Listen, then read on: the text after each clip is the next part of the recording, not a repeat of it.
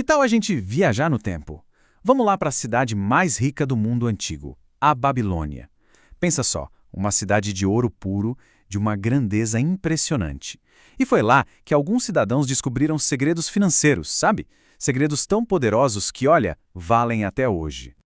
Então, o que a gente vai fazer aqui hoje é mergulhar na sabedoria de um livro clássico, O Homem Mais Rico da Babilônia. A ideia é pegar aquelas parábolas antigas e transformar em princípios bem simples, bem práticos, coisas que servem para construir riqueza, não importa se a gente está na Babilônia antiga ou em pleno século XXI. E a nossa história, ela começa com a frustração de um cara chamado Banser. Ele era um construtor de carruagem super talentoso, sabe? Dava um duro danado, dia após dia, debaixo daquele sol da Babilônia, mas a bolsa dele sempre vazia. E aí ele olhava para toda aquela riqueza em volta e só conseguia se perguntar, por quê? Por que comigo é assim? Bom, e aí a coisa fica interessante. O Ben-Sir vai conversar com um amigo dele, o Kobe, que era músico.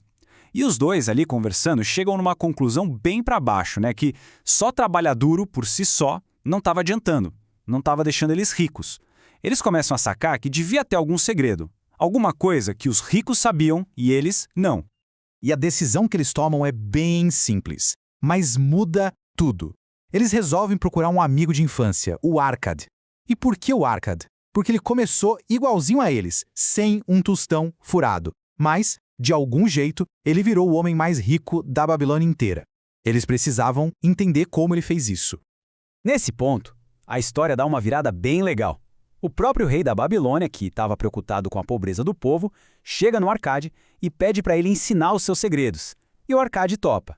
Ele concorda em ensinar para um grupo de 100 pessoas o que ele chamava de as 7 soluções para a falta de dinheiro.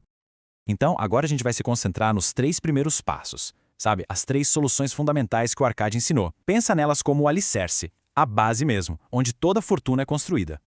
E vamos para a primeira solução. E olha, essa aqui é talvez a mais revolucionária de todas. É aquela ideia que simplesmente mudou o jogo para o Arkad e para todo mundo que ouviu ele. O mais incrível aqui é a simplicidade disso. A Arkad ensina o seguinte: a primeira pessoa que tem que ser paga com o dinheiro que entra é a própria pessoa que ganhou. Isso mesmo. Antes de pagar o sapateiro, o dono da venda, qualquer um. Uma parte do que se ganha pertence a quem trabalhou por ela. Simples assim. E a matemática é bem clara, né? Para cada 10 moedas que entram na bolsa, só 9 deveriam ser usadas para viver, para as despesas do dia a dia. Uma moeda, pelo menos uma em 10, tem que ficar. E essa moedinha, ela é a semente de onde vai crescer a árvore da riqueza. Ok, então o primeiro passo tá claro, guardar um décimo. Mas aí vem a pergunta, né? Como é que se vive com os outros 9 décimos?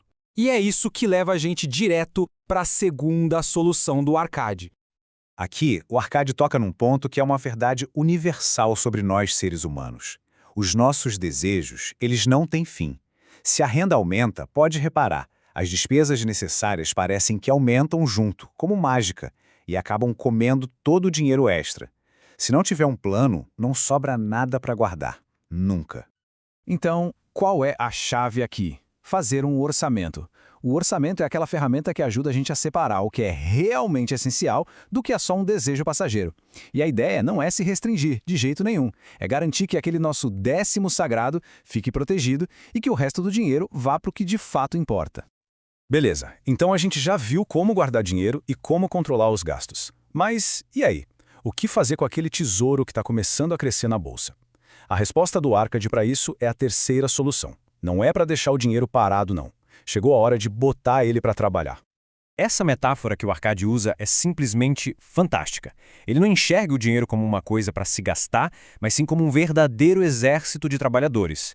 Cada moeda de ouro é um escravo que trabalha para gerar mais moedas. E essas novas moedas, os filhos, também começam a trabalhar. Pura e simplesmente, isso é o conceito de investimento e juros compostos. Só que de um jeito muito mais poético, né? O processo, então, fica bem claro. Primeiro, a gente junta o exército de moedas. Depois, coloca esse exército para trabalhar, investindo. E o ponto mais importante de todos, quando eles tiverem os filhos, ou seja, quando os investimentos derem lucro, não é para gastar esse lucro, é para colocar os filhos para trabalhar também. Assim o exército só cresce e a riqueza acelera. Mas calma lá, aqui vem um aviso muito importante. Fazer o dinheiro trabalhar não é tão simples quanto parece. E o próprio Arcade, ele aprendeu isso do jeito mais duro possível. Ele conta a história de como perdeu tudo que economizou no primeiro ano. Tudo. Ele confiou o dinheiro dele a um tal de Asmur, que era oleiro, e o Asmur prometeu comprar joias raras, mas acabou sendo enganado e voltou com um monte de caco de vidro. A lição que o mentor dele, o Algamish, deu foi brutal, mas certeira. Por que confiar num oleiro para saber sobre joias? É como arrancar a árvore da riqueza pela raiz. Essa lição dolorosa do Arcade nos deixa com 3 regras de ouro, né? Primeiro, procure conselho com quem entende do assunto, com especialistas da área.